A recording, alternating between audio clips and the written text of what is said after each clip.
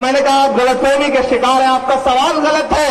दरअसल ये जो छात्र हैं ये नरेंद्र मोदी जी और अमित शाह जी और स्मृति ईरानी से कई गुना ज्यादा पढ़े लिखे हैं, इन्हें कोई उकसा नहीं सकता। मैं तो सरकार से पूछना चाहता हूं कि आपको किसने उकसाया? कौन से इजराइल ने आपको आदेश दिया कि देश को तोड़ने वाला कानून बनाइए? कौन से अमेरिका ने आपसे कहा कि देश को तोड़ने वाला कानून बनाइए?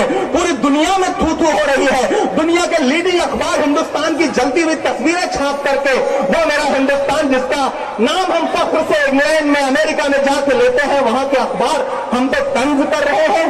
और आप कह रहे हैं कि नहीं हम ऐसा कानून लेकर आएंगे और आपको मानना पड़ेगा डंडे के जोर पर। गलतफहमी है आपकी। जो कागज मांगने आए हो वो कागज मेरे पास नहीं, जो कागज मांगने आए हो वो कागज मेरे पास नहीं। मेरे पास तो बस ये आंसू हैं, तुम्हें अश्कों का एहसास नहीं। आखिर कब तक सबूत देना पड़ेगा? कभी भारत पाकिस्तान के बीच में क्रिकेट का मैच हो तो लोग कहते हैं बताओ तुम किसकी तरफ हो। हमारा दिल तो इस मिट्टी के लिए धड़कता है। आखिर कब तक सबूत दें हम? कब तक? हम तो वो हैं कि जब खाना काबा के सामने खड़े होते हैं तब भी हमारे हाथों में तिरंगा होता है। हम कब तक दें सबूत? आखिर कितने सबूत दें? सरहदों पर तनाव हो जाए तो हमसे सारी निगाहें हमारी तरफ उठ जाएं। आखिर हम कब तक सबूत दें? हमने दे दिया था सबूत आजादी के तुरंत बाद, जब ब्रिगेडियर उस्मान ने खड़े होकर के सरहद पर अपनी जान कुर्बान कर दी थी और हिंदुस्तान का बाल बांका नहीं होने दिया था। हमने दे दिया था सबूत। आखिर कितने सबूत दें हम? हमने सबूत दे दिया था जब वीर अब्दुल हमीद ने पैटर्न टैंक उड़ा दिए थे पाकिस्तान के। हमने दे दिया था सबूत।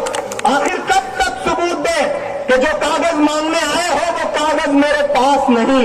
मेरे पास तो बस ये आंसू हैं, तुम्हें अश्कों का एहसास नहीं। तुम गैर समझ बैठे हो मुझे, मैं गैर नहीं हूं अपना हूं। तुम गैर समझ बैठे हो मुझे, मैं गैर नहीं हूं अपना हूं। अरे तुम बोझ समझ बैठे हो मुझे, मैं गांधी जी का सपना हूं। तुम बोझ समझ बैठे हो मुझे, मैं गांधी जी का सपना हूं। तुम सपना छीनना चाहते हो, सपने को मिटाना चाहते हो। मेरे खून में खुशबू है इसकी, मेरा खून बहाना चाहते हो। मेरे खून में खुशबू है इसकी, मेरा खून बहाना चाहते हो। मैं दरवाजा इस घर का हूं, तुम घर को गिराना चाहते हो। मैं अपने घर की फिक्र में हूं, तुम घर से हटाना चाहते हो। मैं अपने घर की फिक्र में हूं, तुम घर से हटाना चाहते हो। अरे तुम कागज मांगने आए हो, ये मुझे दीजिए। तुम कागज मांगने आए हो, तुम कागज मांगने आए हो, मैं तुमको तिरंगा देता हूं। तुम कागज मांगने आए हो, मैं तुमको तिरंगा देता हूं। अगर हिम्मत है तो आगे बढ़ो, मेरा रंग निकालो झंडे से। अगर हिम्मत है तो आगे बढ़ो, मेरा रंग निकालो झंडे से।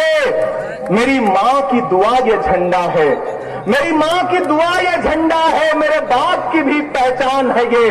तो मैं सिर्फ तिरंगा लगता है, अरे पूरा हिंदुस्तान है ये। तिरंगा लगता है, अरे पूरा हिंदुस्तान है ये।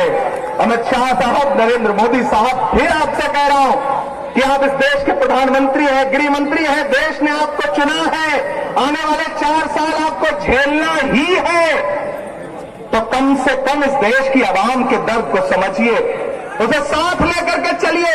हम उतरे हैं, हमारे जैसे लाखों लोग सड़क पर हैं, क्योंकि ये जानते हैं कि लहरों से लड़ा करता हूं दरिया में उतरकर। साहिल पर खड़े होकर मैं साजिश नहीं करता, वो जिसमें पसीने की महक आती नहीं है, वो खून मेरे जिस्म में गर्दिश नहीं करता। हम आपके खिलाफ सड़क पर हैं।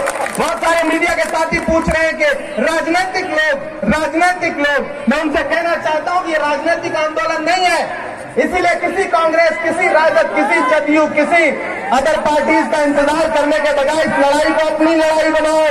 ये दलों से बहुत ऊपर लड़ाई है, ये नेताओं के वजूद से ज्यादा हमारे नस्लों के वजूद की लड़ाई है। ये राजनीतिक आंदोलन नहीं है, ये सामाजिक आंदोलन है। और इस आंदोलन में हम तमाम लोग खड़े हैं। हम तमाम लोग खड़े हैं। मैं शुक्रिया अदा करूंगा नफीसुल हक रिंकू साहब का, रुस्तम साहब का, रुस्तम कुरैशी, रियाज भाई, मोहम्मद उमर, डॉक्टर इमामुल हक इमाम साहब, मसूद आलम साहब और खासतौर से पप्पू भाई जिन्होंने बड़ी कोशिशें करी बुलाने के लिए। मैं बहुत मसरूफ था इस दौरान,